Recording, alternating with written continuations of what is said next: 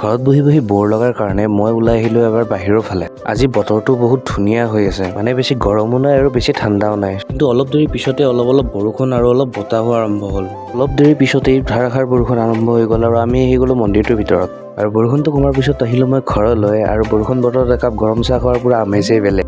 বৰষুণ অলপ কমাৰ পিছত মই ওলাই আহিলো ফাৰ্মাচীৰ ফালে। তো ফাৰ্মাচীত আহি পেলাই যিখিনি ঔষধ ল'ব লাগে ল'লো আৰু তাৰপিছত মই আকৌ ওলাই আহিলো ঘৰত আহি পেলাই মাক ক'লো যে ভাতকেইটা বাঢ়ি দে। ময়ো পুৰা ভাত বঢ়াত লাগি গ'ল আৰু মই ভাত চাত খাই পেলাই অলপ ৰেষ্ট ল'ম বুলি মই বিচনাত শুব আহিলো। শুই উঠি পেলাই গ'লো মই অলপ ক্ৰিকেট খেলিবলৈ। চ' ক্ৰিকেট খেলা হোৱাৰ পিছত মই আহি পালো ঘৰ আৰু পুৰা গৰমত পুৰা ঘাম চাম ওলাই গৈছে। চ' এতিয়া গাটো ধুই লওক। গা চা ধুই উঠি পেলাই মই আহিলো লগৰ এটা অলপমান সিহঁতৰ লগত আড্ডা দিলো। মানে কালি এটা আমি সৰুকে খানা খোৱাৰ কথা আছে। চ' খানাটোৰ কথা অলপ পাতি পেলাই মই আহিলো ঘৰত।